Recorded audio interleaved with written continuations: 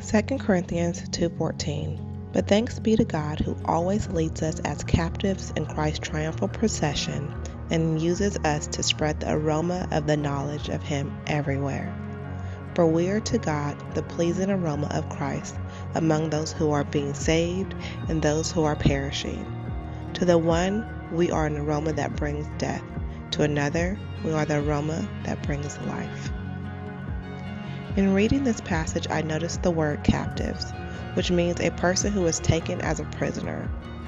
I struggled to comprehend why God would want to imprison His beloved children, but God began to open up my understanding around the matter. He showed me that my perspective was one that was based on the world. My understanding of a captive is associated with a person or a prison system that isolates guilty people, damning them to a bleak, cold existence. Meanwhile, those of us on the outside are safe and free. This couldn't be further from God's truth. It is actually quite the opposite. When we accept Christ into our hearts to lead and guide our lives, it was because He had captivated our hearts. For each of us, it is a little different, but something about Jesus attracted us and kept our attention. To be a captive of God is to be held securely within His loving arms, to be surrounded by a compassion that will never fail. Christ's captives are not confined to a cell. We thrive in a kingdom where our ration is more of a bountiful portion that we don't have a big enough bank account to receive. For the Lord is my portion. The kingdom is a blessed refuge where I lack nothing. To be a captive is to live in a delightful refuge.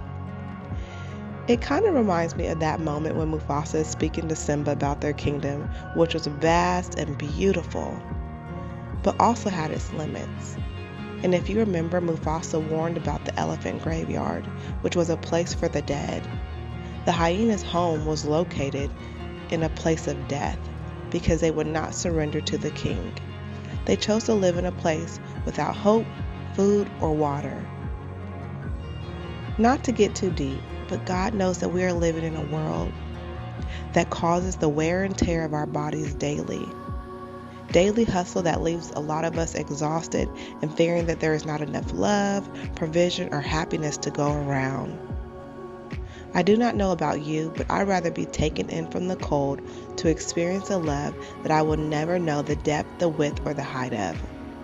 As a captive of Christ, I get the privilege of coming in from the cold to a kingdom that has everything I need: love, healing, restoration, hope, provision, peace, and so much more. So what will it be? Are you in or are you out?